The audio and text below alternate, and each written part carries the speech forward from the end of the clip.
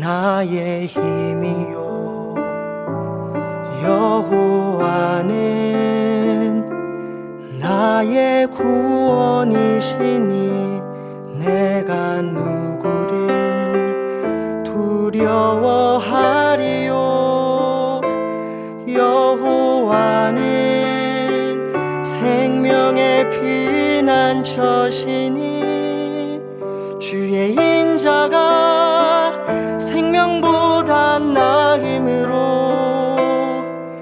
내 입술이 여호와를 찬양하리. 내 평생에 주를 찬양하며 주의 이름으로 내 손 들리라.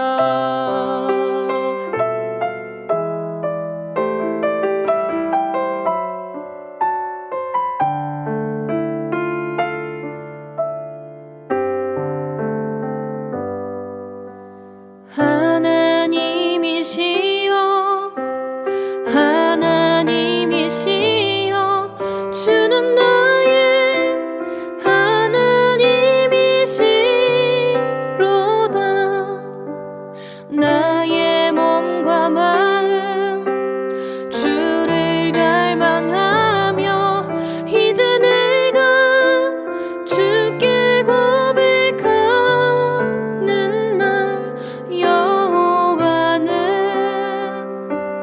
나의 힘이요 여호와는 나의 구원이시니 내가 누구를 두려워하리요. 여호와는 생명의 피난처시니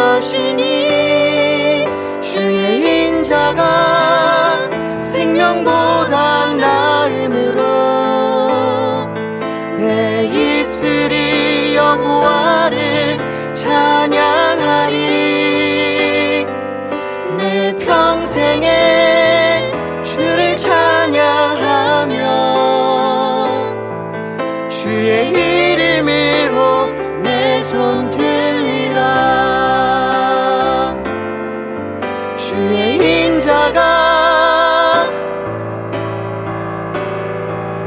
주의 인자가 생명보다 나음으로 내 입술이 여호와를 찬양하리. 내 평생에 주를 찬양하며 주의 이름으로 내 손 들리라.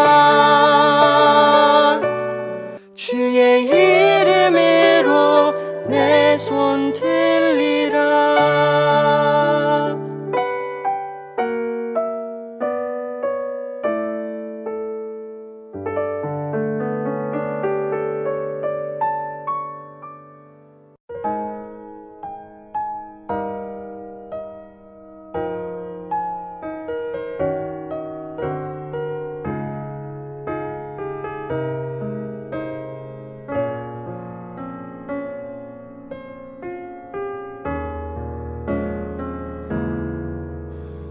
내 모든 것 나의 생명까지 다 주님 앞에 드립니다.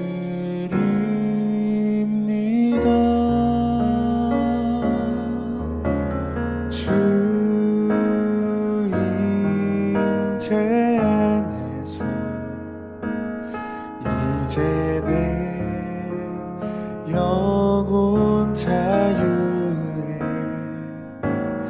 내가 주의 거룩한 이름을 높이며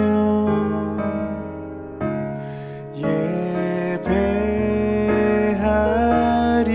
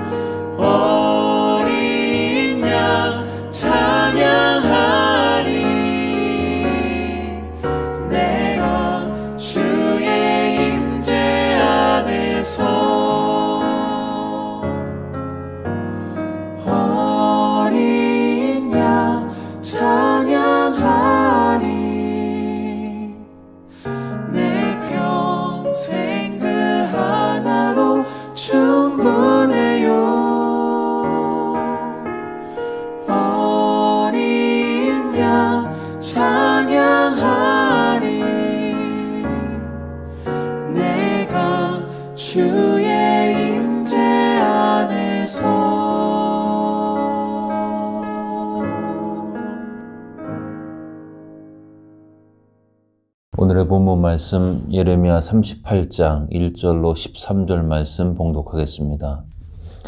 맏단의 아들 스바디아와 바수울의 아들 그다랴와 셀레미야의 아들 유갈과 말기야의 아들 바수울이 예레미야가 모든 백성에게 이르는 말을 들은즉 이르기를 여호와께서 이와 같이 말씀하시되 이 성에 머무는 자는 칼과 기근과 전염병에 죽으리라. 그러나 갈대아인에게 항복하는 자는 살리니 그는 노량물을 얻은 같이 자기의 목숨을 건지리라. 여호와께서 이와 같이 말씀하시니라. 이 성이 반드시 바벨론의 왕의 군대의 손에 넘어가리니 그가 차지하리라 하셨다 하는지라. 이에 그 고관들이 왕께 아뢰되 이 사람이 백성의 평안을 구하지 아니하고 재난을 구하오니 청하건대 이 사람을 죽이소서.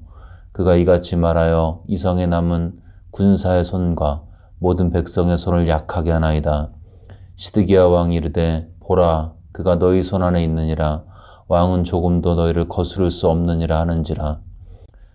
그들이 예레미야를 끌어다가 감옥들에 있는 왕의 아들 말기야의 구덩이에 던져 넣을 때에 예레미야를 줄로 달아내렸는데 그 구덩이에는 물이 없고 진창뿐이므로 예레미야가 진창 속에 빠졌더라. 왕의 내시 구수인 에벤멜렉이 그들이 예레미야를 구덩이에 던져 넣었음을 들으니라. 그때 왕이 베냐민 문에 앉았더니 에벤멜렉이 왕궁에서 나와 왕께 아뢰어 이르되 내 주 왕이여 저 사람들이 선지자 예레미야에게 행한 모든 일은 악하니이다. 성중에 떡이 떨어졌거늘 그들이 그를 구덩이에 던져 넣었으니 그가 거기에서 굶어 죽으리이다 하니 왕이 구스사람 에벤멜렉에게 명령하여 이르되 너는 여기서 30명을 데리고 가서 선지자 예레미야가 죽기 전에 그를 구덩이에서 끌어내라. 에비멜렉이 사람들을 데리고 왕궁 곳간 및 방에 들어가서 거기에서 헝겊과 낡은 옷을 가져다가 그것을 구덩이에 있는 예레미야에게 밧줄로 내리며 구스인 에벤멜렉이 예레미야에게 이르되 당신은 이 헝겊과 낡은 옷을 당신의 겨드랑이에 대고 줄을 그 아래에 대시오. 예레미야가 그대로 하매 그들이 줄로 예레미야를 구덩이에서 끌어낸지라. 예레미야가 쉬대뜰에 머무니라. 아멘. 우리가 예레미야를 읽으면서 예레미야의 메시지의 특징을 볼 수 있습니다. 예레미야는 매우 단순하고 반복적이고 그렇지만 일관성이 있는 그런 메시지를 계속 증거했습니다. 하나님의 도구로 쓰임받는 바벨론에 맞서지 마라. 거기에 맞서는 자는 우리가 성을 빼앗길 뿐만 아니라 맞서다가 다 죽게 될 것이고 그러나 항복하는 자는 살게 될 것이라는 그런 메시지를 단순하지만 일관성 있게 반복적으로 선포했습니다. 이러한 예레미야의 심판의 메시지, 이것은 유대 고관들이 듣기에는 너무나 심령에 불편한 메시지였습니다. 결국 유대 고관들은 심약한 시드기야 왕을 충동해서 예레미야를 구덩이에 던져버립니다. 이를 들은 왕궁 내시 구스인은 에디오피아인인데요. 이방인이었죠. 이 이방인 에벤멜렉이 나서서 왕에게 상황을 간청했고 결국 이 시드기야 왕은 이 내시 에벤멜렉의 간청을 받아들여서 예레미야를 구해줍니다. 본문에는 정직하지 못한 또 하나님 앞에 온전하지 못한 다수의 고관들이 등장합니다. 예레미야를 죽이고 싶은데 직접 죽이지 못하고 굶겨 죽이려고 웅덩이에 집어넣었습니다. 당시에는 신성모독이나 우상숭배, 살인, 간음 외에는 사형이 불가능했습니다. 그래서 저 예레미야를 죽이기 위해서 저 성가시고 듣기 싫어하는 예언을 하는 예레미야를 죽이려고 계획을 세우고 결국 구덩이에 집어넣었습니다. 정직하지 못한, 하나님 앞에 온전하지 못한 다수의 고관들의 모습이 나오고요. 이러한 4명의 고관들, 스바디아와 그다랴, 유갈, 바스올, 이 4명의 고관들, 그리고 그들을 뒤에서 서포트하는, 그들을 지지하는 많은 패역한 백성들에 맞서는 사람들이 본문에 두 명이 나오는데 그 이름이 예레미야와 에벳멜렉이 나옵니다. 사실은 두 명이지만 각각 혼자서 서 있었고 혼자서 사역을 했습니다. 오늘은 이 다수의 하나님께 속해 있지 않은 무리, 그리고 소수의 하나님의 사람들, 이 구도를 통해서 믿음의 좁은 길을 걷는 우리가 과연 무엇을 붙들고 어떤 것을 바라보고 이 믿음의 길을 걸어가야 할 것인지를 살펴보겠습니다. 성경 역사를 보면 세상의 영향력 가운데 있는 다수와 하나님의 나라에 속한 소수의 구도가 반복적으로 나타나고 있음을 확인할 수 있습니다.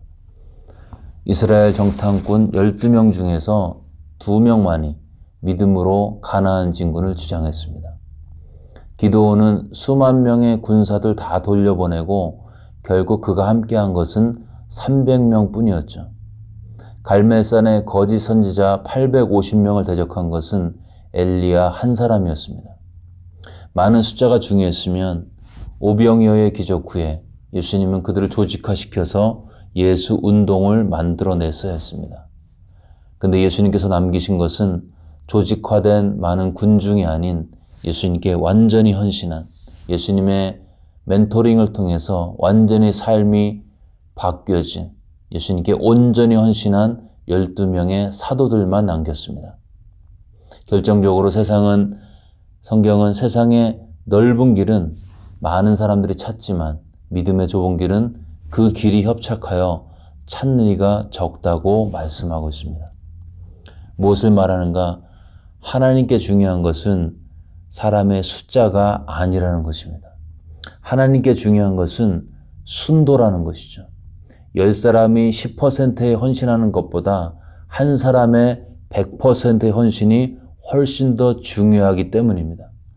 10%의 헌신은 주님이 사용하실 수가 없고, 비록 소수라 할지라도 완전히 순도 100%의 헌신, 예수께 완전히 커밋되어지고 드려진 그러한 헌신을 주님이 붙드시고 마음껏 사용하신다는 것이죠. 여러분, 갱이나 조폭을 보면 항상 무리로 다니죠. 왜 그럴까요? 그들에게는 규모가 중요합니다.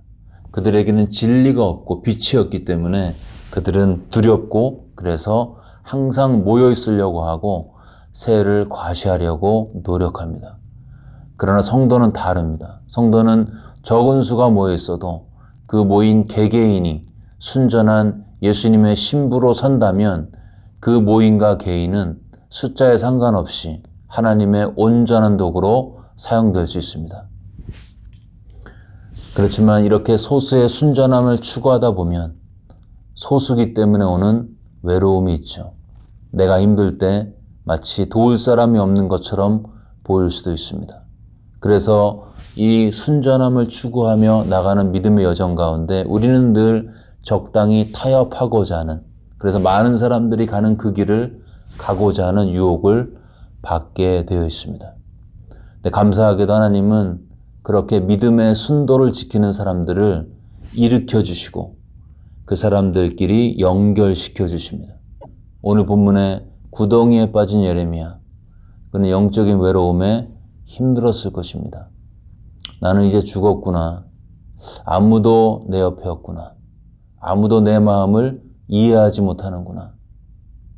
이렇게 탄식하고 있었겠죠. 그런데 하나님께서는 그러한 영적 외로움과 고립에 고통받고 있는 예레미야를 위해서 한 사람을 준비시켜 주십니다. 에벳멜렉이죠. 여기에는 예레미야의 인간적인 노력이 없었습니다. 마치 오케스트라의 지휘자처럼 하나님께서 또 다른 하나님의 사람을 예레미야가 모르는 사이에 그에게 믿음을 주시고 진리를 알게 하시고 용기를 주시고 그를 충동하고 감동시켜서 결국 예레미야를 구출하게 되죠. 이 구출을 통해서 하나님께서는 예레미야에게 메시지를 준 것입니다. 너는 혼자서 외로워했지만 너는 혼자가 아니야. 너를 위해 변호할 나의 사람들이, 나의 사자들이, 나의 종들이 곳곳에 있단다. 두려워하지 말고 외로워하지 말아라. 엘리야가 믿음의 길을 걷다 지쳐 자기 주변에 아무도 없는 것처럼 느껴지는 깊은 고독에 잠겼을 때 그는 하나님께 탄식하며 외쳤습니다. 하나님, 이스라엘 자손이 주의 선지자들을 죽이고 오직 나만 남았나이다. 오직 나만 남았습니다. 이렇게 탄식했을 때 하나님 말씀하셨습니다. 내게 바알에게 무릎을 꿇지 않은 7,000명이 남아있다.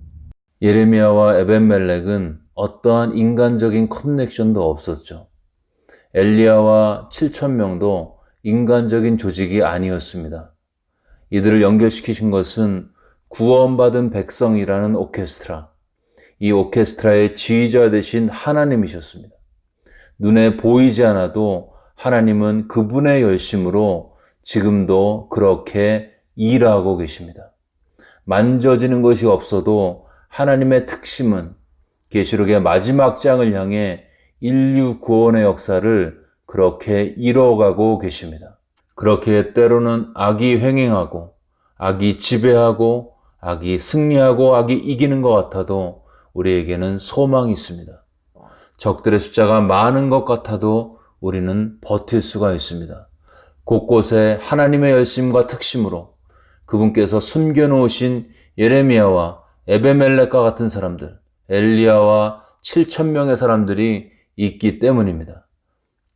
그리고 그 사람들을 하나님께서 주관하고 계시고 필요한 연결을 하고 계시고 그들을 지휘하고 계시기 때문입니다. 믿음의 길을 걷다 보면 그런 생각이 들 수 있습니다. 하나님, 나만 남았습니다. 나만 이렇게 유별나게 믿으려고 하는 것 같습니다. 다 편안하게 믿고 대충 사는 것 같은데 나는 왜 이렇게 힘들까요? 영적인 외로움이죠. 남편하고 믿음의 가정 이루려고 발버둥 치는데 나 혼자 애쓰는 것 같을 수 있습니다. 목장사역 잘하고 싶어서 이런저런 아이디어 내기도 하고 기도하고 열심히 노력하고 있는데 움직이는 것은 나 혼자입니다. 그러한 영적인 외로움과 낙심이 내 마음을 지배하고 그 결과 구덩이와 같은 곳에 빠졌다고 생각될 때에 기억하시기 바랍니다. 하나님께서 나 같은 사람을 나의 주변에서 전 세계 열방과 민족 가운데 곳곳에서 당신의 열심으로 일으키고 계신다는 것을, 그래서 필요할 때 도움이 그들로부터 올 수 있다는 것을, 그리고 마지막 때에 하나님께서 그런 식으로 일으키신 사람들의 무리가 각 나라와 족속과 백성과 방언에서 아무도 능히 셀 수 없는 큰 무리가 되어서 어린 양 앞에 서게 된다는 것을. 여러분, 하나님의 역사를 이룬 것은 고관들의 많은 무리가 아니었습니다. 하나님의 역사를 이룬 것은 비록 소수였지만 삶을 온전히 하나님께 드린 예레미야와 에벳멜렉이었습니다. 인간에게는 모인 숫자가 중요하지만 하나님께는 한 사람의 온전한 헌신이 중요합니다. 그리고 하나님께서 예레미야와 에벳멜렉을 연결시키셨듯이 그 믿음의 좁은 길을 걷는 하나님의 사람들을 필요에 따라서 연결시키시고 그분의 거대한 구원의 역사를 이루어가고 계십니다. 예레미야처럼 하나님이 전부인 삶과 사역을 하면 때로는 구덩이에 갇힐 수도 있습니다. 바울처럼 만물의 찢기처럼 취급받을 수도 있습니다. 하나님 앞에서 나만 남았습니다 하며 영적인 외로움 때문에 포기하고 싶을 수도 있습니다. 그때에 기억할 것들, 그것은 하나님께서 하나님의 사람을 위하여 에벤멜렉을 또 다른 하나님의 사람을 준비하고 계신다는 것. 그리고 마지막 날에 최후 승리는 그 믿음의 좁은 길을 걸었던 수많은 믿음의 사람들과 함께 그 영원한 나라에서 누리게 된다는 것. 오늘 하루도 예레미야처럼 하나님 편에 올인하고 하나님 편에서 이야기를 하다가 때로는 외롭고 때로는 힘들고 때로는 갇힌 것 같고 때로는 구덩이에 빠진 것처럼 도무지 탈출구가 보이지 않는 그런 기가 막힌 환경에 거할지라도 하나님께서 반드시 나를 위하여 예비하신 하나님의 사람이 있다는 것, 내가 혼자가 아니라는 것, 그리고 그들과 함께 영원한 나라에서 주님 앞에 영광 가운데 찬양하게 될 것을 믿음으로 바라보시면서 끝까지 견디시는 우리 모두가 되시기를 주의 이름으로 축원합니다.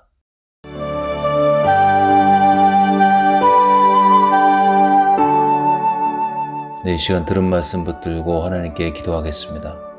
먼저 내가 믿음의 그 싸움의 길을 걸어갈 때 내가 혼자가 아니고 내 주변에 나와 함께 이 길을 걷는 하나님의 사람들이 늘 있음을 기억하고 하나님께 감사하겠습니다.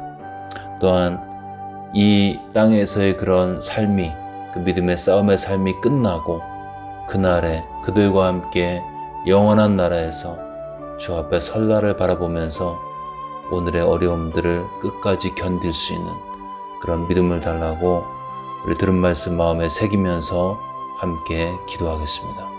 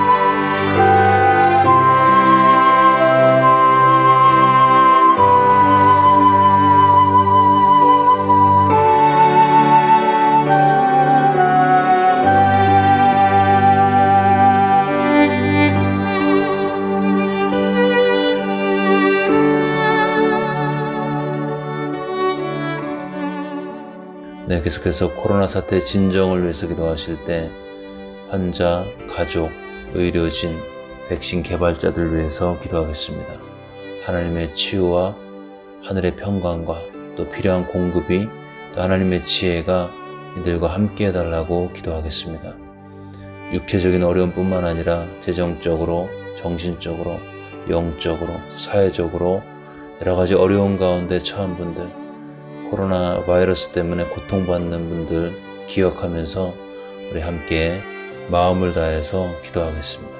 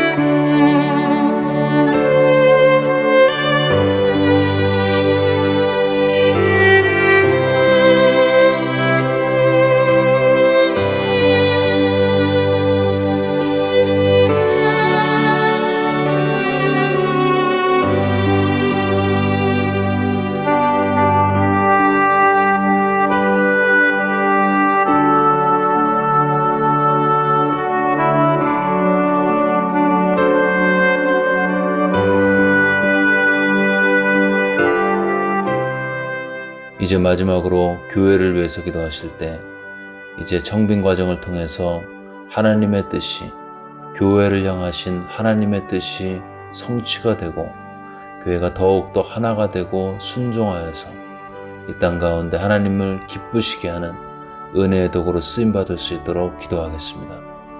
또 그동안 귀한 사역 감당하신 최 목사님, 사모님의 앞으로의 삶과 사역 가운데 하나님의 인도하심과 성령 충만을 놓고 같이 기도하겠습니다. 계속되는 온라인 사역에 주께서 함께 해달라고 기도하시고요.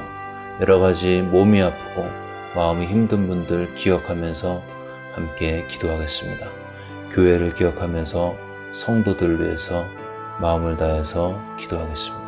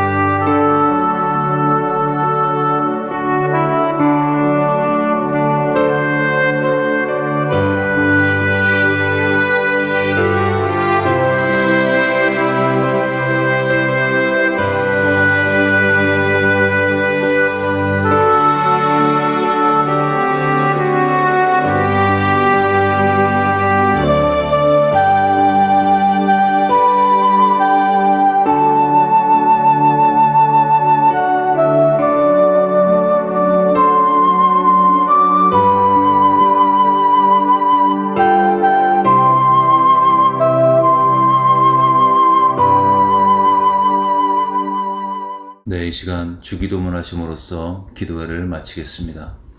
하늘에 계신 우리 아버지여, 이름이 거룩히 여김을 받으시오며 나라가 임하옵시며 뜻이 하늘에서 이루어진 것 같이 땅에서도 이루어지이다. 오늘날 우리에게 일용할 양식을 주시옵고 우리가 우리에게 죄 지은 자를 사하여 준 것 같이 우리의 죄를 사하여 주시옵고 우리를 시험에 들게 하지 마시옵고 다만 악에서 구하시옵소서. 나라와 권세와 영광이 아버지께 영원히 싸움나이다. 아멘.